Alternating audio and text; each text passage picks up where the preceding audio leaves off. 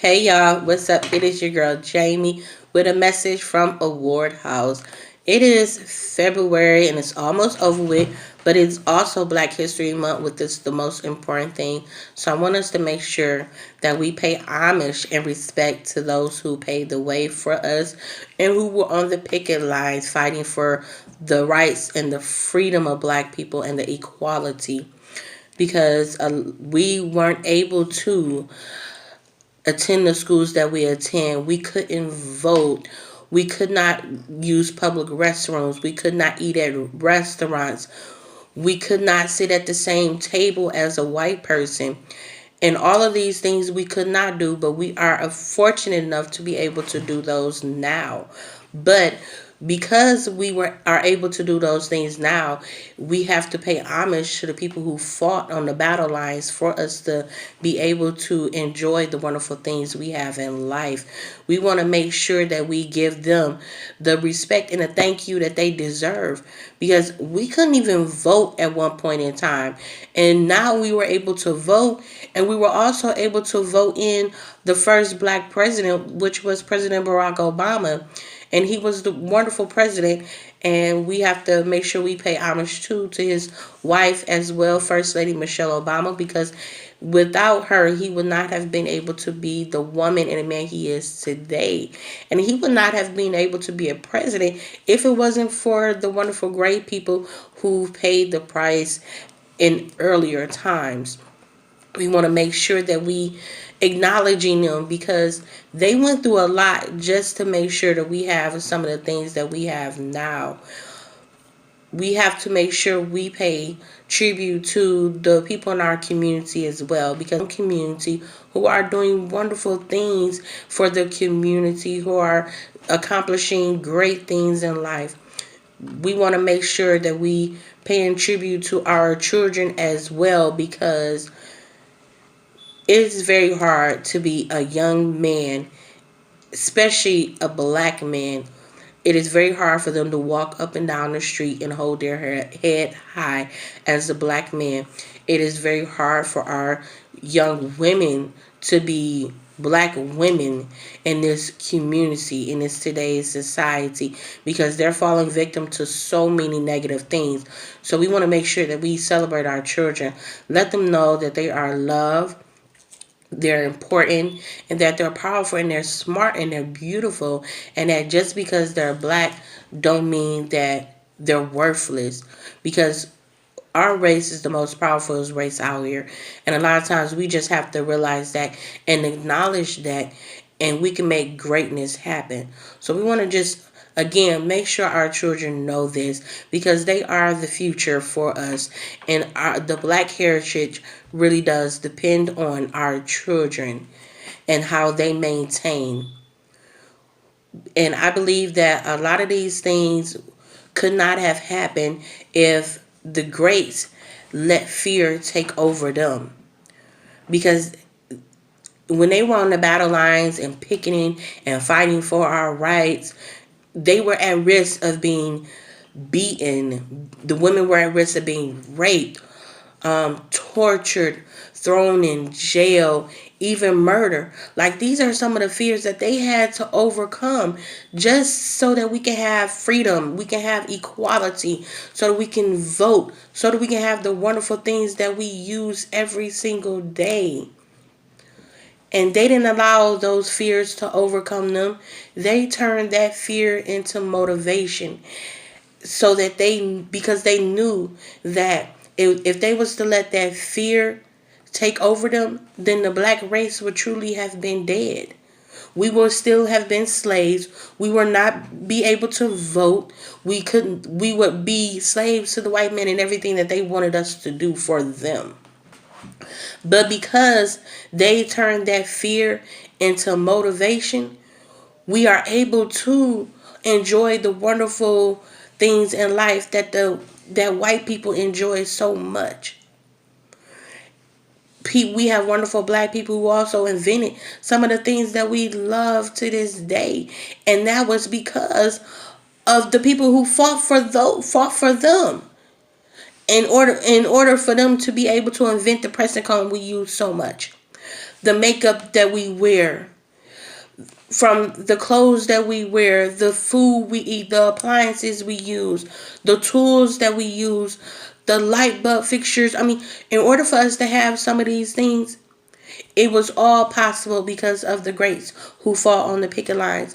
So we have to make sure that we pay homage to them, because they fear didn't take over them. They fear made them into a better man and a better woman, a better civil rights activist.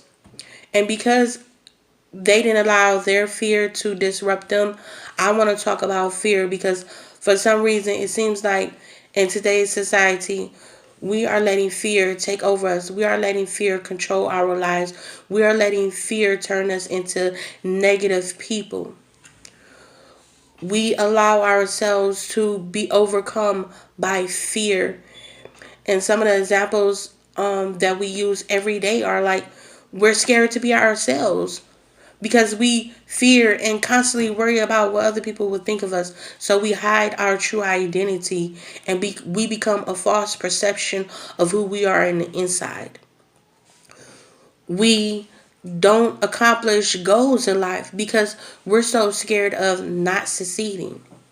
But in all honesty, if we was just to change our thinking, our structure, and start making goals that we can accomplish every day, week by week, month by month, and we start accomplishing those goals, that way, when it comes time for us to set long-term goals, we won't have that fear of not succeeding, because we can look at our history and know that we have accomplished so many things, so we can accomplish these goals regardless of what they are.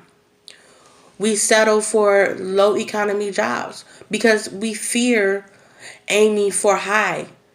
We fear of being worthy because we constantly think of what others will think of us, and we constantly be reminding ourselves of what the society has this judgment and this perception of us. So we just settle for these low income jobs instead of aiming for high and land us greater opportunities in the future. We just settle and stay stuck in our ways. We settle for these unhappy relationships where we put up with abuse, cheating, the disrespect, all because we have a fear of being alone. And I think that is one of the greatest fears that we live with on a day-to-day basis, that we fear of being alone. And so we put up with these unhappy relationships. And also financial independence, we fear of being stuck in poverty, of being poor, or just struggling. So we don't know how to stand on our own 2 feet and take care of our children. And all of these things are because of the fear of the unknown. But if we allow ourselves to understand the true purpose of fear and how we can use fear as motivation for happiness, then we won't let fear control us. Because fear is just a perception of what could go wrong. It's just a feeling. And with everything that we do in life, there is always a possibility of something going wrong. Nothing is ever perfect, and it takes a lot of work to become great. There are always going to be ups and downs, twists and turns in life. So we have to make sure that we are okay with it, and we don't let this fear take over us. Because God says the enemy uses fear to decrease our hope and limit our victories in life. So, with that being said, why should we let fear defeat us? Why should we give our enemy the satisfaction of being afraid or being a failure? Let us turn those fears that we have and we live with every day into motivation. Let it become a driving force behind our success and our accomplishments in life. Because Isaiah 41:10 reads, "Do not fear, for I am with you. I am your God. I will strengthen you and uphold you with my righteous right hand." Now, I may not have said that word for word, y'all, but Isaiah 41:10 is one of my favorite scriptures that I live by. Because just like everybody else, and just like our ancestors, I have fears that I constantly live with every single day of my life. And I've used those fears to turn it into something great. If I would have stuck with my fears of being a failure in school because of my blindness, I would not have those degrees that I have now. I would not be sitting here with a bachelor's degree and starting my master's degrees if I would have just let my fear of failure as far as education because of my disability take over my life and my mind frame. I could not sit here today if I allowed my fear of death to take over, because once I was sick and was diagnosed with so many health conditions, I started to live with this fear of dying, because at the end of the day, it was every time you turn around, I was diagnosed with a sickness or an illness. I was having to have this surgery, this eye surgery, this brain surgery. And because, with every surgery, there's a possibility of things going wrong. And one of the greatest things that could go wrong is you losing your life. So that was the fear that I live with every day because I am sick. And that's a fear that I'm fighting every day to overcome by just living my life and just knowing that I am who I am. And because I have God on my side and I have a wonderful support system, that I don't have to worry about dying anytime soon. But it will always be a fear of mine. I have a fear of losing my vision, because anytime something goes wrong with my eyes, or just with life and just with my health issues, there's a greater chance of me being totally blind. So that is one of the greatest fears that I live with every day. But that is also a fear that I'm trying to overcome. And these are fears that I'm trying to turn into something greatness by expressing my feelings and motivating and being empowering others to be who they are, by just getting rid of my fears and letting everybody else know you can get rid of your fears too. You can use your fears for motivation instead of falling victim to that fear and becoming nothing and becoming worthless. I have a fear of not providing financially for my children, because with this disability, it's harder for me to find employment. It's harder for me to run my business, because I have to work 10 times harder than the next person. But I feel like if you turn these fears into something else greater, you can win in life. You can be greatness. Allow your fears to be motivation. Let it become a blessing instead of something negative, because you are greater and these fears are nothing. You will always have fear. It will always be in your life. Just make it positive, because just know everything in your life will be a victory if you put thought into it. Everything that you attach yourself with, everything that you touch is a victory, and you will win in life. No matter what somebody tells you, no matter what fears you have, no matter what disability you have, no matter whatever crisis you face in life, you will win and you will be victory, because your winning season.